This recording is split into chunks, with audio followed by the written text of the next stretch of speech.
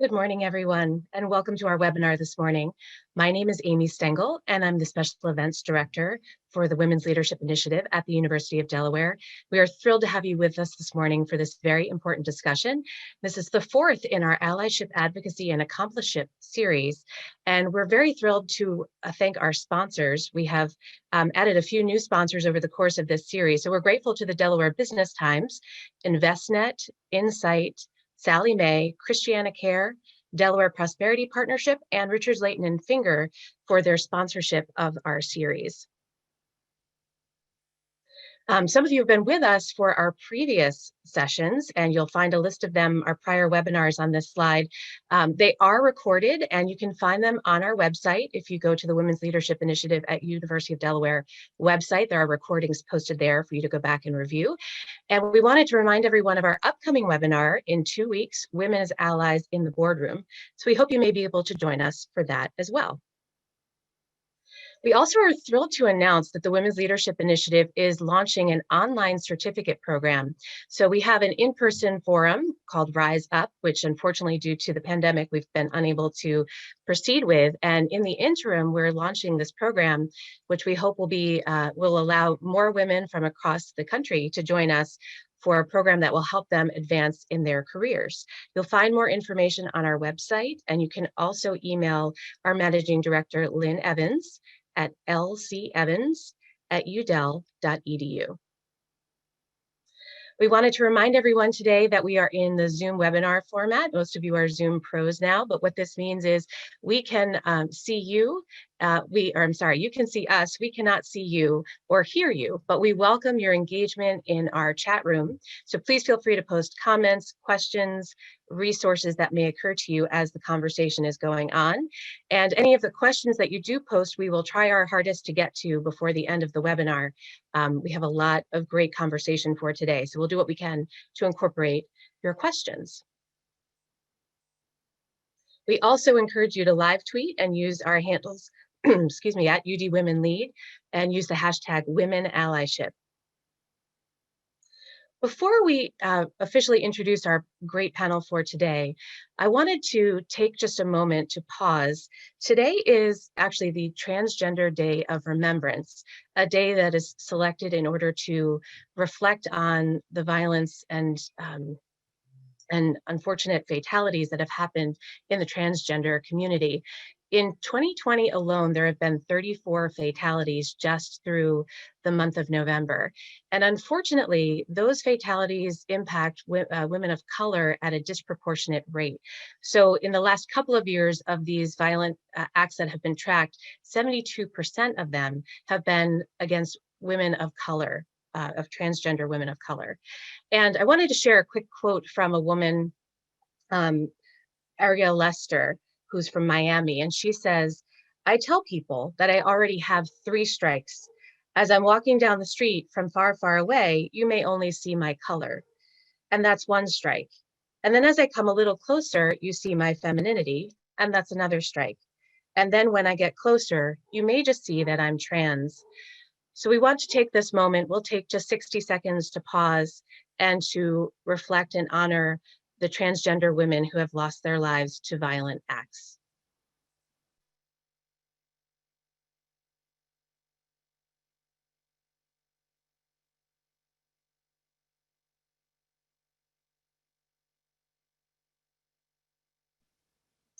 Thank you. So now I am very honored to introduce our panel for today. First, we have with us Devin Brymer, who is a UD student and also the president of the Lavender Programming Board, which is the University of Delaware's largest LGBTQ student organization. Welcome, Devin. We also have with us today Dr. Pascha Bueno Hansen, who is a professor at UD in the Department of Women and Gender Studies, and is also a scholar activist studying rights for queer people across the globe. We have with us today somebody who you may have recognized from recent national news coverage. Delaware State Senator Sarah McBride recently made national news as she became the highest ranking elected official in the United States. And we have with us Stacie Rinker, who has spent her career in sales management in the financial services industry and recently has joined M&T Bank's Diversity and Inclusion Program as their manager. So welcome to our panelists. We're thrilled to have you with us today. If everyone can turn on their cameras, we'll get to see your faces. Thank you for joining us. So as this group was preparing for our conversation today, we talked about the varied experiences that each of you have had throughout your careers thus far. And I'd like each of you to share a little bit about that experience. So Devin, as a student and part of Gen Z, can you talk about your experience on and off campus at UD? Well, I would definitely say that my experience as a LGBTQ person, or I'm just going to say a queer person because that's the terminology I use for myself, is much different than like older generations. I feel like one of the things that I say, even like going into a friendship or like getting to know someone, is like I talk about my gender and my sexuality, not necessarily because it's like a 100% like core point of my personality. Like it's definitely important to me, obviously, but it's because like going into all these like friendships, I kind of have the privilege as someone who's like of this generation to go straight in and be like, are you going to be accepting? And generally, you know, I've like formed really great bonds that way. That's amazing. Thank you. So, I think there is probably a sense that to some degree there are some generational differences in how people are viewed. So thank you for sharing your experience. Pascha, as a scholar activist who looks to advance equity on a global stage, can you talk about what brought you to this work? What brought me to this work? I think it was just,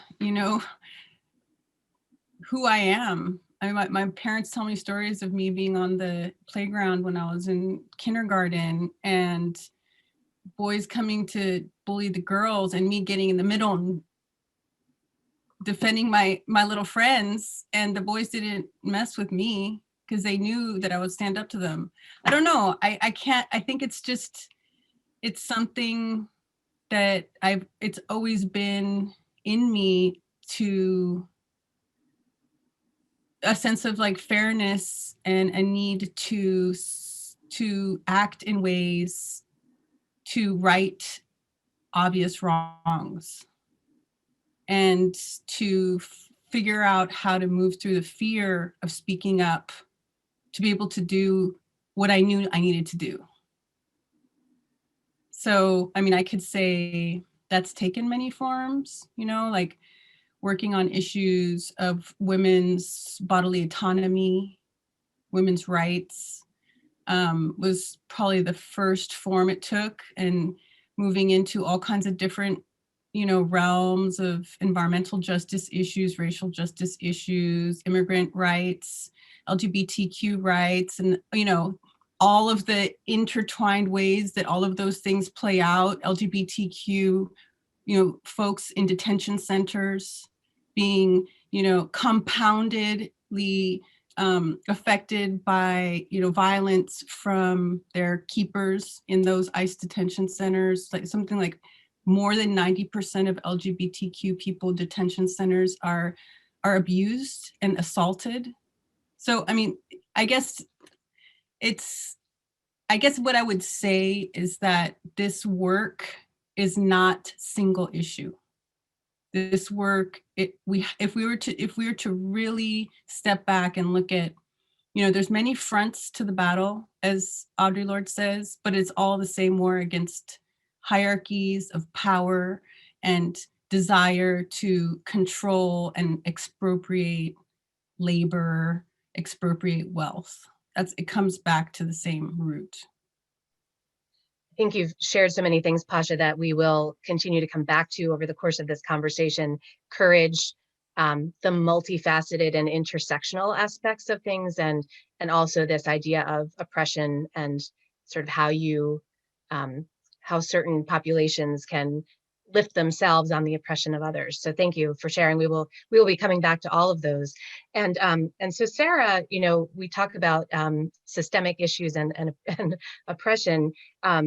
With your election to a Delaware State Senate seat, you recently became a political figure in the national limelight. However, there's been much work that you've already been doing locally. And can you share some of that story? Sure. Well, first off, Amy, thank you so much for having me on. It's great to be on with Professor Bueno Hansen, with Stacie, Devin. It's always good to be in the same space as you. Thank you for the work that you're doing at the University of Delaware, and to the UD Women's Leadership Initiative for bringing us all together. Good morning, everyone.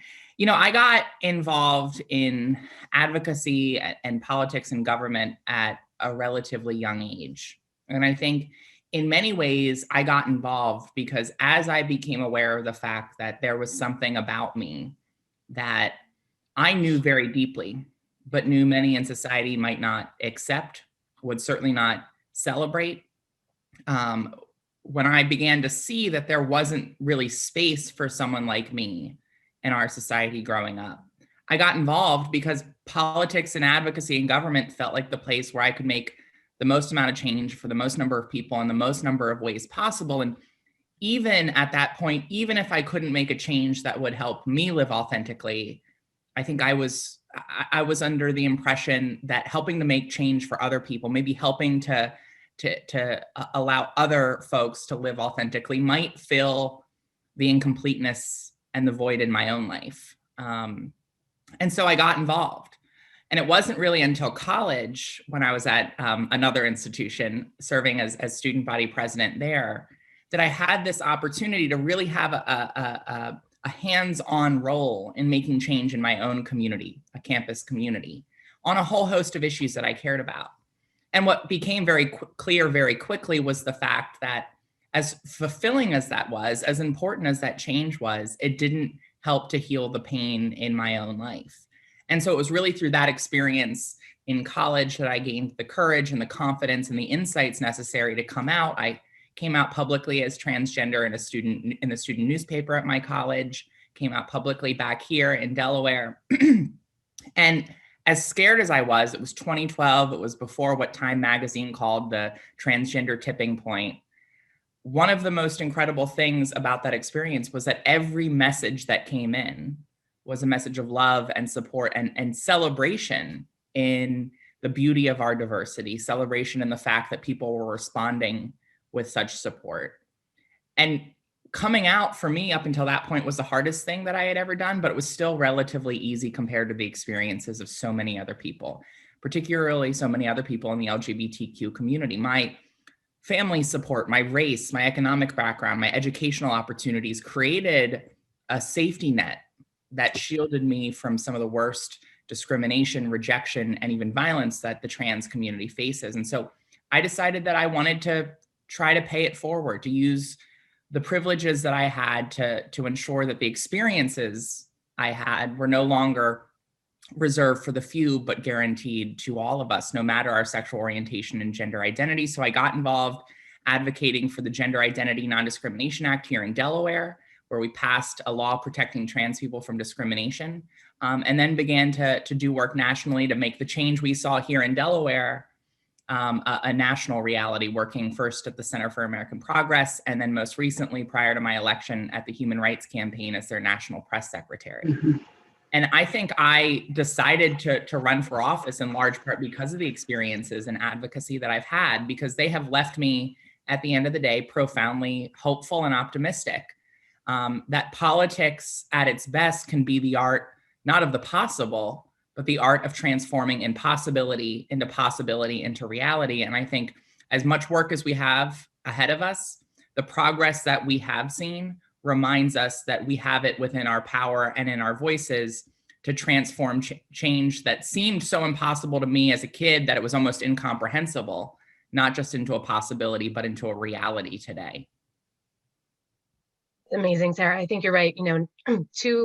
For frequently we don't stop and pause to acknowledge what has happened, what successes there have been, and it helps kind of reinvigorate you to have that continued courage and focus to bring things further and into the future. So thank you for reminding us about that, and also just the amazing story of courage, right? Well, I think we'll hear this as a common theme, that it does take courage to be somebody who's going to be openly, whether it's yourself kind of openly out, or whether you are an ally, because there are still some, you know, sort of taboo things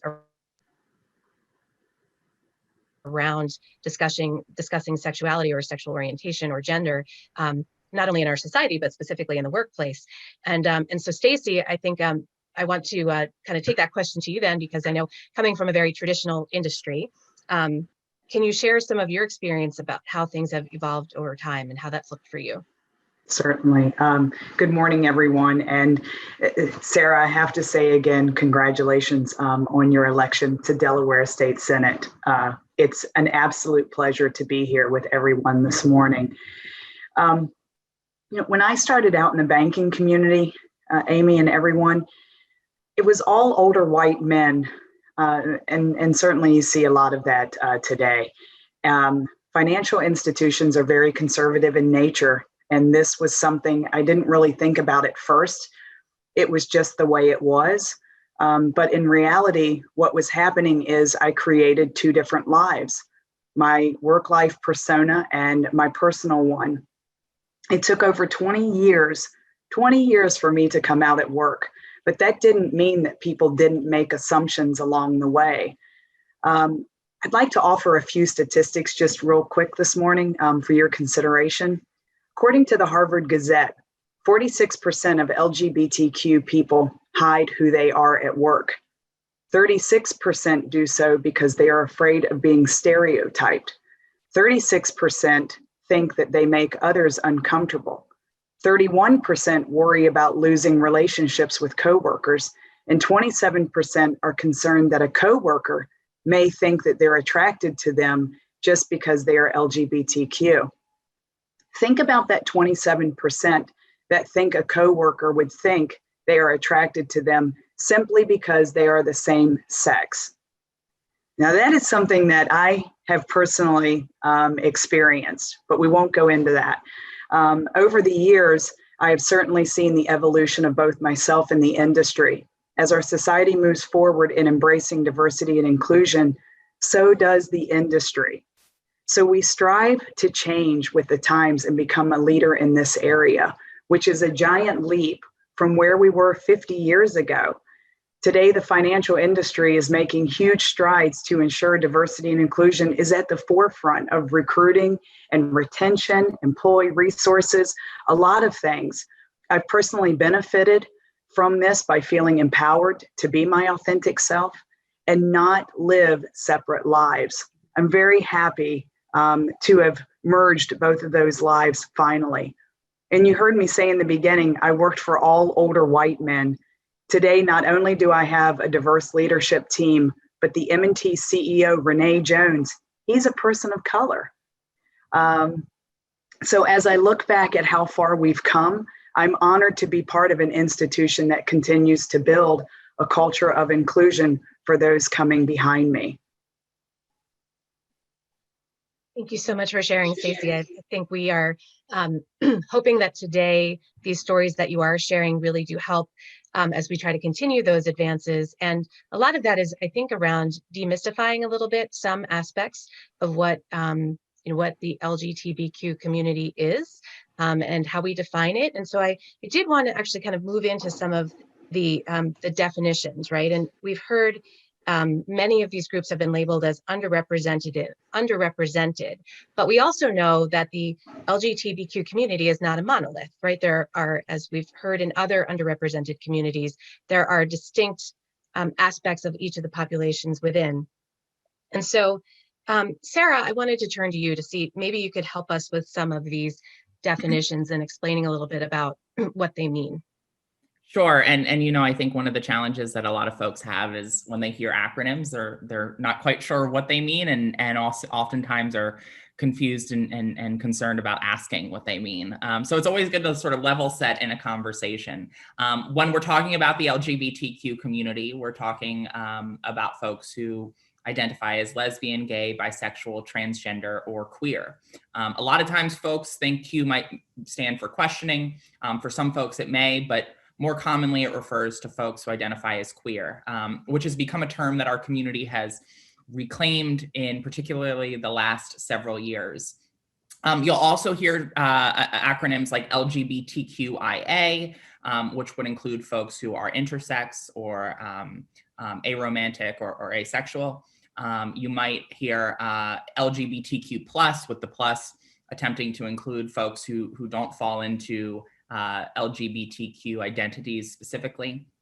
More broadly, though, I think what's so important for us to recognize is that as we're talking about a community that includes folks of various sexual orientations and gender identities, sort of crass phrase that people have used as sexual orientation is who you go to bed with. That's not always true.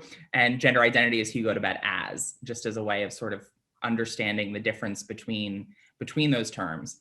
But when we're talking about a community of people, and we're going to have a conversation around whether that term is actually appropriate, but when we're talking about this identified group of people that cross different sexual orientations and gender identities, it's important to recognize the diversity beyond sexual orientation and gender identity that also exists in that community. The LGBTQ community is as diverse as the fabric of humanity. We are Black, Latinx, Asian, Native American, white. We are people of all different gender identities. We're people with disabilities. We're immigrants, people of every single faith and no faith at all.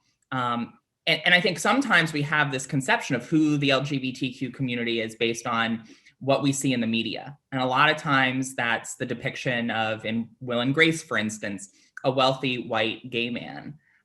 But that is such a small fraction of who the community is as a whole, and I think misrepresents a lot of the challenges that our community faces. We are disproportionately likely to be unemployed, living in poverty, uninsured. LGBTQ people, people of color are actually more likely to identify as LGBTQ than white people in the public opinion surveys that we see. And so this is an incredibly diverse community that also exists across millennia, cultures, and geography. And that's actually one of the really profound parts of our community that has allowed us to see pretty significant change, particularly in the last 20 years, because LGBTQ people in existing across families, across geography, are these organic agents of change. And so if we are in a place where we can come out and feel comfortable coming out, it's, as the saying goes, it's difficult to hate up close. And so we become these organic agents of change that open hearts, change minds, change the conversation in our community, in our neighborhood, in our family, in our workplace. And that has resulted in an incredible amount of change over the last, particularly 10 years. Absolutely love that sort of organic agents of change. That's a really powerful way to think about it and what it takes to really move things forward. And you're starting at home, right? Thank you, Sarah. Devin, I wanted to ask you, when you think about the way different terms are used, do you find that there is any difference the way these terms might be perceived across the generations? Oh, yeah, certainly. There's definitely different terminology that people have tended to use in the past, and it's definitely evolved with time. There was a time when people in the trans community didn't refer to themselves as people in the trans community because the terminology just did not exist yet. And with like new and evolving terminology, it's kind of, what I've found is it's kind of important to always have like some degree of patience in working across generations in order for them to understand that terminology does change. And I feel like to a point, you can definitely use certain things for yourself that might be outdated terminology. or like outdated in my opinion. But like overall, it's important to refer to future generations by the terminology that they would like to have used. Yeah, and you raise a great point there at the end that a lot of times it's about asking the question, right? So maybe instead of making assumptions, you ask the question and maybe not be afraid of the question, which I think a lot of people are, right? In the interest of not insulting somebody or saying the wrong thing, they say nothing, but maybe asking the question is really the right thing. And one more question for you, Devin. Could you explain a little bit about the use of pronouns? I think, many people still don't understand why, they see pronouns after somebody's name. So pronouns, you might see a lot of the time in Zoom webinars such as this one, or in other Zoom meetings that you might have throughout your daily life, people using parentheses after their name with something like he, him, she, her, they, them, he, they, she, them, etc. People use this in order to kind of normalize sharing your pronouns, because a lot of the time people do use pronouns that you might not assume that they use. And a lot of, it's very common to have like people in person having pins that say something like, ask me about my pronouns. But that is not as prominent on a platform such as Zoom, of course. But overall, with trans people and just like gender diverse people in general coming into the light, of like more people in the public sphere are aware of trans people. As that happens, more people are kind of more open about sharing their pronouns. And this is something that cisgender people can do as well to kind of show their allyship and to show that, to kind of like normalize sharing pronouns, so that it kind of like creates a bubble of safety for everyone in the community. Perfect. Thank you for explaining. Pascha, I wanted to bring up the idea of community. So Sarah referenced this, and we started out talking about, what is the LGBTQ community? And I know that you've worked globally on sort of these issues. So can you comment on your thoughts about what community means in this space? And is that the right term?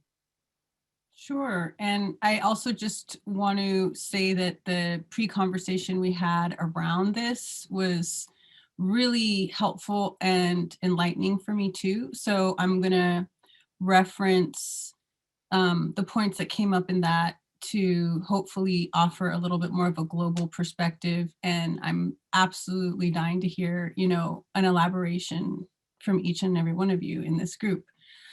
So community, LGBT community is a language, or maybe LGBTQ, or some alphabet soup, and then the word community is the way that we talk about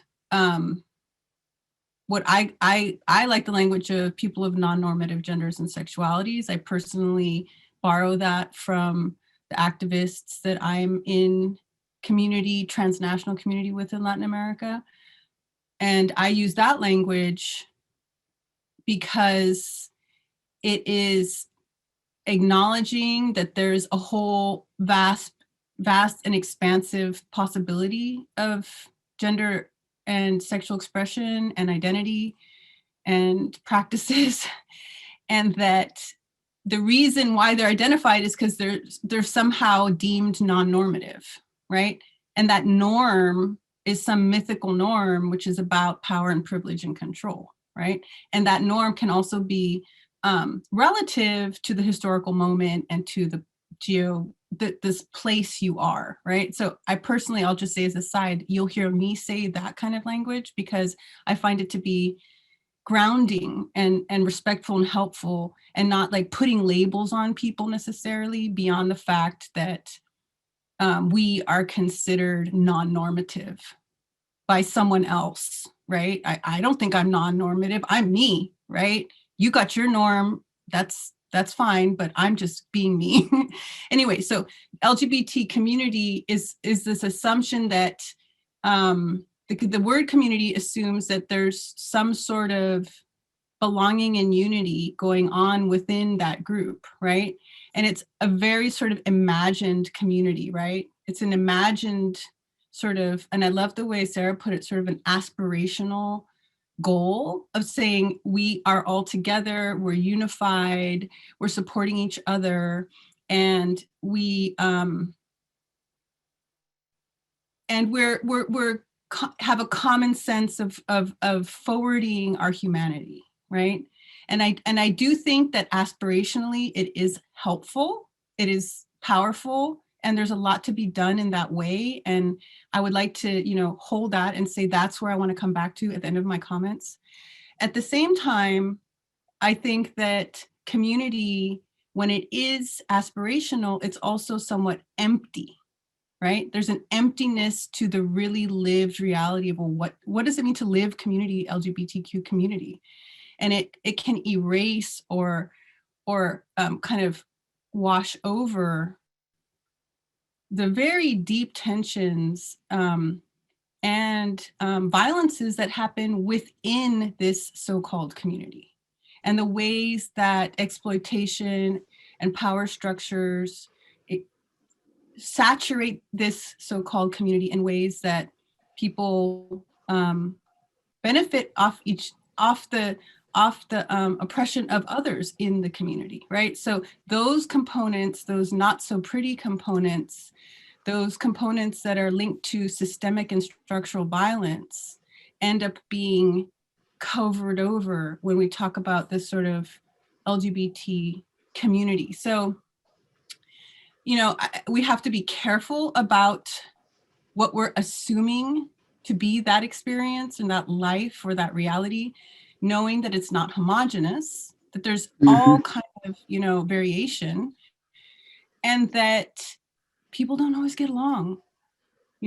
Also, people just don't always get along. Like there can be some really ugly differences that play out, right?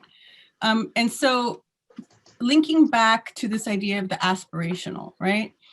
I want to offer, I love Audre Lorde. If you haven't read Audre Lorde, be sure you read Audre Lorde. And I want to offer from Audre Lorde, from her piece called "The Master's Tools Will Never Dismantle the Master's House," a little bit of a paraphrasing of the idea of interdependence.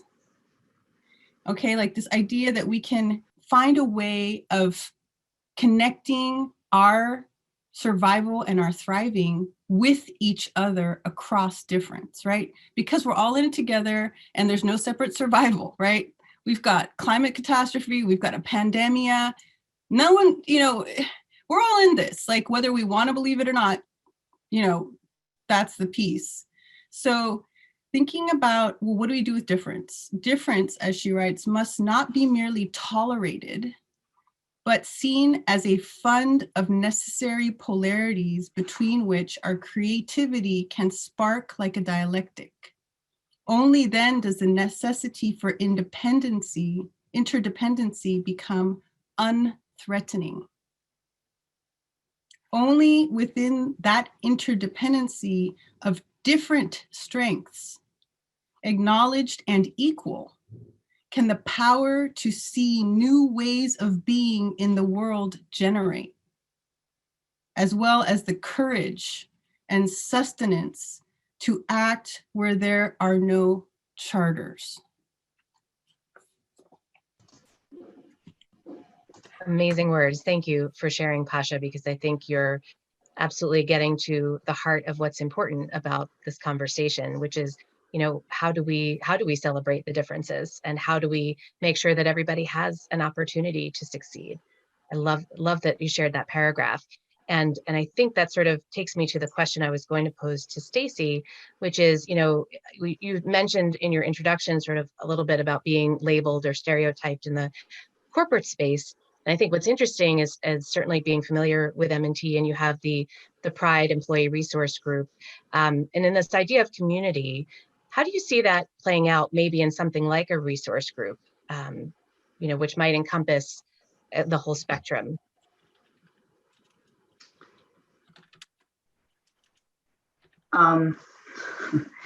So so when we talk about, Amy, when we were talking about pronouns a few minutes ago, and we're talking about labeling, I want to give a shout out to our Pride Resource Group.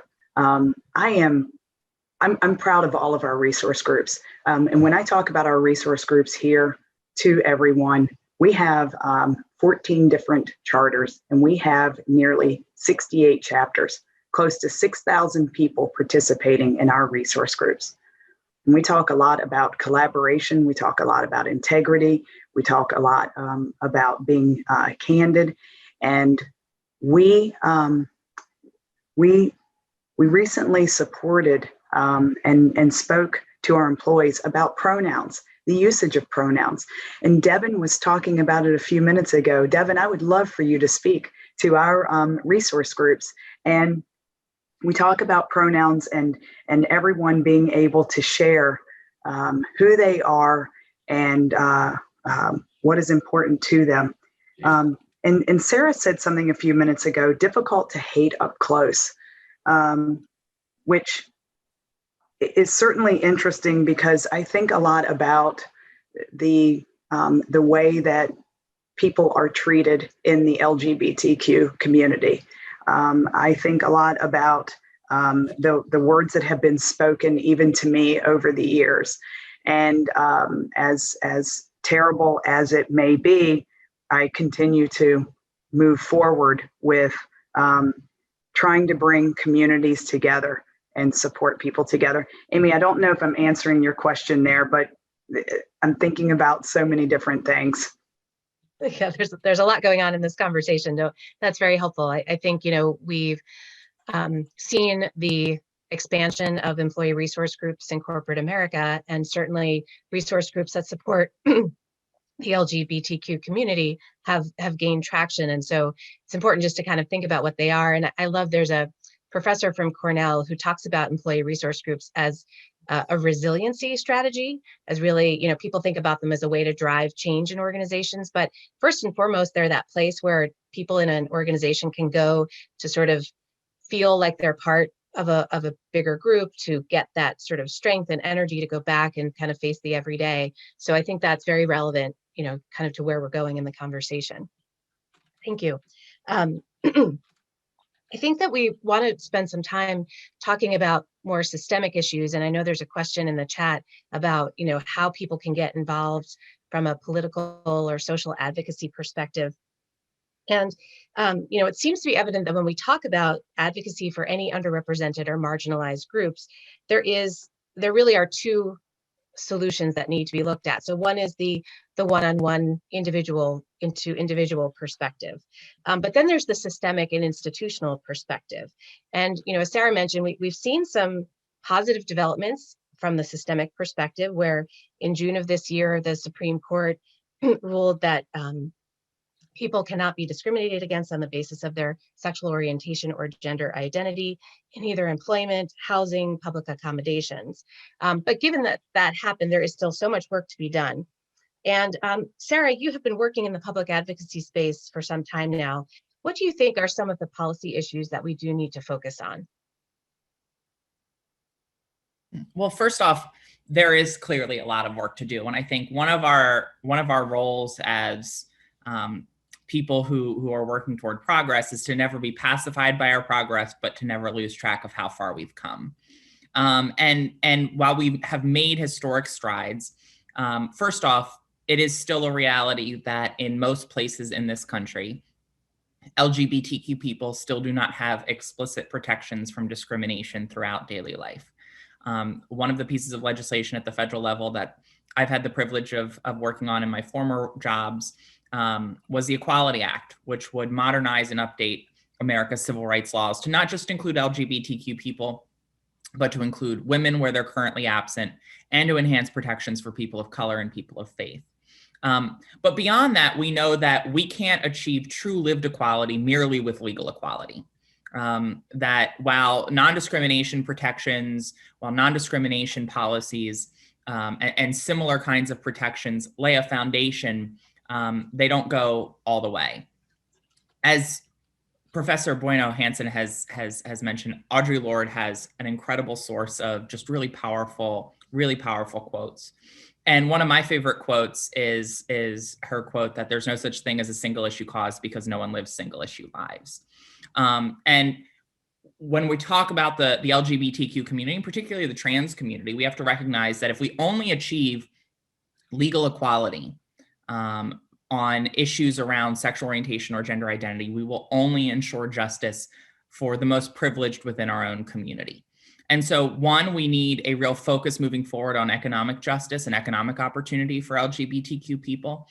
That means putting our money where our mouth is. It means investing in programs that lift people out of poverty, increasing the minimum wage, passing paid family and medical leave, policies that people outside the LGBTQ community need, but policies that are of particular and heightened need for the LGBTQ community. It means investing in professional development and pathways to jobs for folks in the trans community, particularly Black transgender folks, since we know the lack of employment is a leading contributor to transgender people, particularly Black transgender women, finding themselves in circumstances where they're more likely to face violence.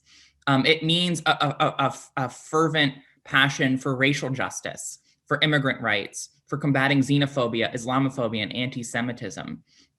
The only way we can achieve equality and equity for our entire community is for us to recognize that these fights are inextricably linked. And as important as these non-discrimination protections are, they're merely a foundation. Thank you, Sarah. Yeah, and so Pascha, I did want to turn to you actually and ask, given that you've done work in this space on a global level, what do you see as some of the, systemic issues, the policy issues that would need to be addressed as well? Corrupt politicians that hoard power.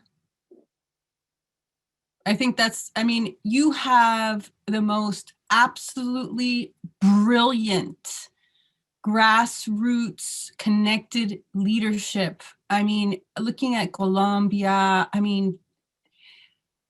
oh my God, Brazil, they murdered this amazing LGBT woman of color, Marcela, I want to say her name, who can help me with her name? Marcela something.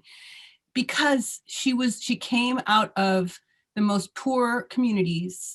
She was an LGBT Afro-descendant woman, and she had so much support, and they assassinated her. So, in my mind, the leadership is there. The people are there. People are not tolerating this power grabbing, corrupt, disgusting practices. And corrupt people that have their power and have their little money pockets are murdering our leaders. So to me, it's pretty stark. It's pretty stark that there's no lack of capacity for moving into the quote uncharted. There is no lack of capacity. There right now, I just got off a webinar last night with Francia Marquez. She is a Colombian Afro-descendant leader who just won the Goldman Award for Environmental Justice. She is an internationally renowned activist and attorney. And she's running for president in Colombia. And we have to protect her life because it's coming down to that. It's coming down to murdering our leadership. So, amazing. I can't, ending the life of the leaders, that's how bad it is, And it's not, it's, I think it's hard to hear this maybe in the United States, I don't know, but we see it in 1,000 forms here too. It's not just over there, right? So I guess I'm getting to the grain of it. Marielle No, and I think Franco. that's, Yeah, exactly. that's Marielle Franco. And now her partner is running oh, and amazing. winning. So, I mean, that's the thing. You can't stop the waves of the ocean. You can't stop it. It's going to happen. The change is going to happen. It does come back to that courage concept, though. I mean, to think about people who are stepping into the limelight to be activists when there is literally risk of life and death. But They're putting their life so, on the line. yeah. And we think about our own political system. You know, I think when we bring it back to the United States, we've obviously had a very challenged political environment, and which is why it's amazing to see people like Sarah running, you know, at a local level where we can start to really influence change at that grassroots local level, and encouraging politicians, you know, people who want to make that change, to put themselves out for public office, which is not an easy thing to do, even here in the US. Maybe not risk of life and death, but certainly putting your whole life out there on the line. So we have a lot of gratitude for. And I Go just ahead. also want to say, I think that we have to be careful that we don't take democracy for granted. You know, I think that that's another thing, that because of US exceptionalism, we think, oh, well, you know, those coups, they happen somewhere else. You know, our democracy is as strong as we make it. That's the truth of it. So, you know, we have to exercise our democratic rights and participate and claim our space to make this be what we want it to be. Or else we're just going to slide away into authoritarianism. And it's not just in other countries, you know? So I think that's the other piece when we look at our moment today. We cannot idle, or else we will see it all just dissipate. So true. And that is an amazing call to action, Pascha. And I'm glad that we're sort of getting to that point of kind of, okay, what are those things that we can do?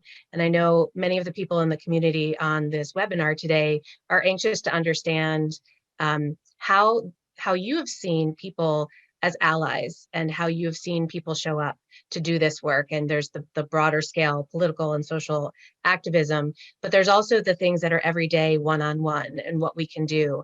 And so I wanted to start, I know Devin, there's an example of a way a professor at UD worked with you as an ally. Can you share that story? Yes, absolutely. So to provide some context, last year, during the fall semester, I was taking a course, and I had been absent for one day because of some sort of sickness. You know, this was a year ago. Who knows what it was? And I got the absence excused, and then my professor got a notification in his email about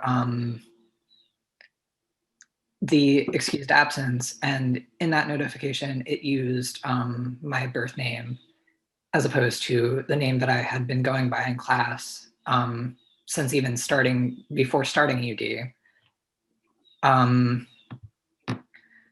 So the system had grabbed that name rather than the name Devin, and had essentially outed me to that professor without my knowledge or without my consent. So from there, he met with me a few times. I met with this professor, and we talked about possible ways that we could address this and to kind of let the university know. So we proceeded forward and came up with like a plan together, and we met with someone from Student Diversity and Inclusion. And we did get to have a great conversation with the staff there. And it was really great to have someone who is in this like authority position as a professor to really stand by my side and to advocate for me or along with me in saying that you know, this might have just been a systemic error, but that's just kind of not acceptable either way. And unfortunately, from there, it kind of stopped at the student diversity and inclusion level, and the problem still hasn't been fixed in University of Delaware, unfortunately. But I am hoping that kind of like through speaking out about this experience in the future, hopefully, things regarding where the system pulls names may be changed. Yeah, that's the first step towards making change, right? Identifying it, speaking out, putting yourself out there. So thank you for sharing your story, Devin. Stacie, I wanted to ask you, in your experience, how have you seen allyship in your own work life? So for me, I've had an opportunity to work with some great allies. And in fact, we, our Pride group at M&T, Amy, and you know this, we are proposing sort of an allyship course to help individuals to learn about allyship. It's not just saying I am an ally of Amy because, you know, I really like Amy. I appreciate all the things that Amy does.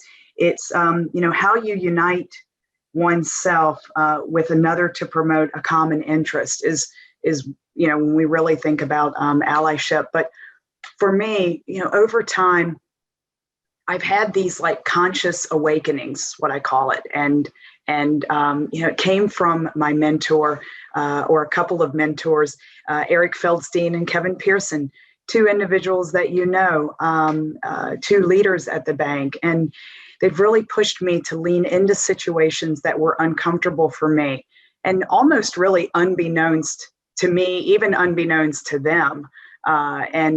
So Eric had asked me a few years ago to start the Pride Resource Group in the Washington area.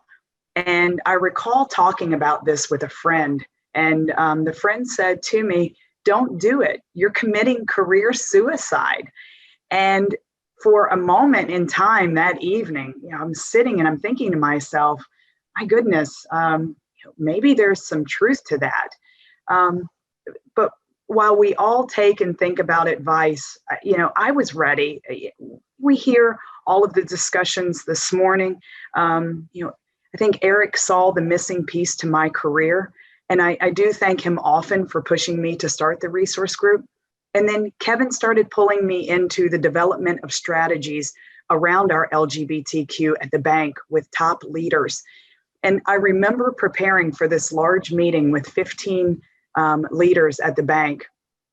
Kevin said to me, I remember distinctly the night before, you've got to, you know, how are you planning to open this conversation? And you need to share a personal story about yourself. I thought, well, what do I say? I've been in this relationship. I've been in that relationship. I don't know. And, but I just opened the meeting talking about my experiences and really it was about that I was going to take steps forward to basically bridge my two lives, finally, because I felt like a hypocrite. And what I mean by that, I felt like a hypocrite for living two lives and leading people to come out, addressing their social issues, being authentic. I couldn't even do what I was telling them to do. And as hard as it was, I just decided that, you know, I needed to take this step forward. And you lack authenticity when you don't share in experiences. And I think for me, that's what I was really thinking about. So I came out at work 5 years ago. It's been so enlightening because I know what I want.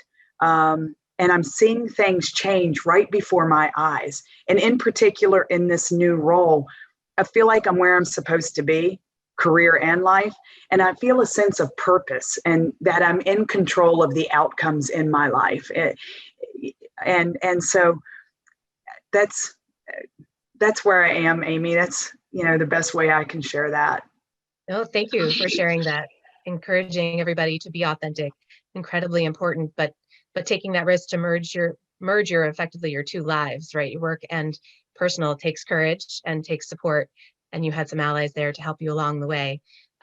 We have just 3 minutes left. It's hard to believe this conversation has gone by so quickly. And I wanted to just have one last story.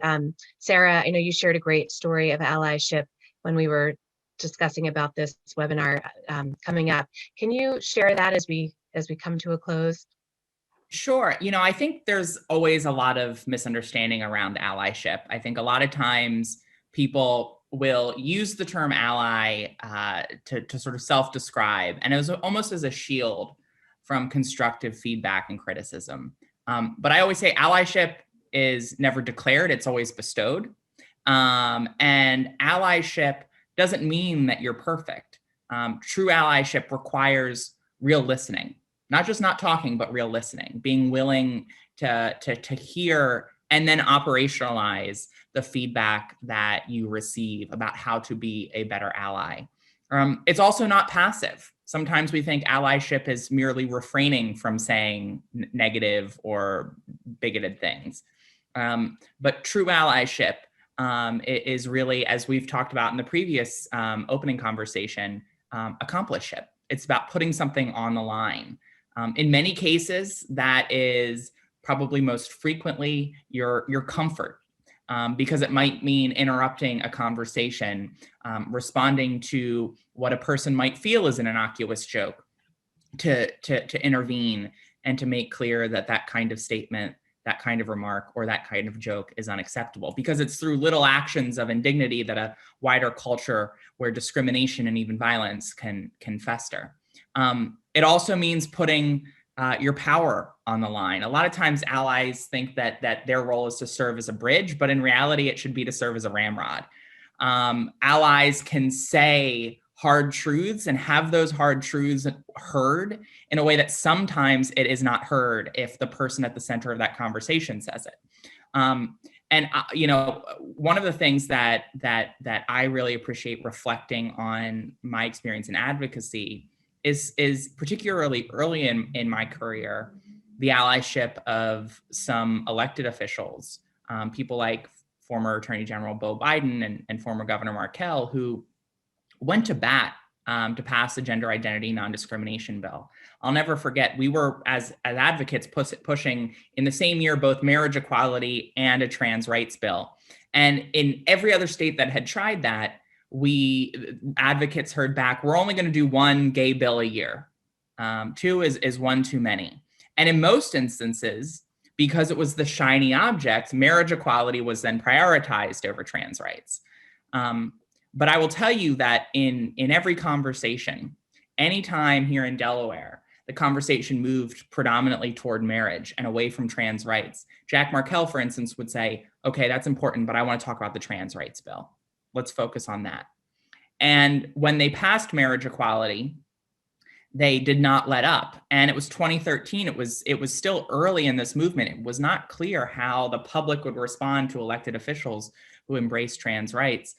But they did it without skipping a beat and put the full weight of their offices behind that legislation, really ahead of other politicians here in Delaware and certainly ahead of politicians in other states and nationally. And that's one of the reasons why in 2013, Delaware made history when we became the first and only state to pass both a marriage equality bill and a non-discrimination bill in the same year. But I also think it's so important to recognize that allyship is also about helping to make room for people, because it's not enough for us to just have rooms filled with allies. If we're not at the table, as they say, then we're on the menu. We can't craft effective solutions for a diverse community if the full diversity of that community is not represented at the table. That's true in business, it's true in technology, and it's certainly true in public policy and politics. And so allyship also means making sure that more and more voices from those communities that are actually impacted by the policies are included, not just in the advocacy spaces, but in the caucus room, on the floor of the chamber, in those offices, in all aspects of the conversation. And I think we're making progress in that direction. We've certainly made progress here in Delaware, but there's a long way to go. And even with that representation, that is only a start. Thank you, Sarah. When we held a webinar in the spring on Juneteenth, one of our panelists suggested that you bring a Black girl with you to the table. And in a way, it's kind of the same sentiment here. There are so many, I think, consistencies around what allyship looks like for any underrepresented group. And obviously there are nuances about what the challenges that face them are. But, we continue to hear there's courage, there's action, there's putting yourself on the line. There's really trying to be empathetic and asking the question and listening to hear what that person's experience is. So I think if we can all keep those things in mind, we can start to make some real progress in these directions. I know the chat has been, on fire with comments and questions, and I apologize to our attendees that we couldn't get to everybody's questions today. It was such a robust conversation, and we're so incredibly grateful to you as our panelists for joining us today, for sharing your experiences, and for having the courage to be out there with us talking about these issues for our community. So we will be following up today's session with an email, and we will include some of the resources that were provided, and we will also follow up with a note about the recording for the session. There were so many amazing insights shared. I'm sure a lot of people may want to go back and rewatch some of these things. And so we appreciate you again for joining us today, and hopefully we'll see some of our community in 2 more weeks for our next conversation. Have a wonderful rest of your Friday. Thanks, everyone.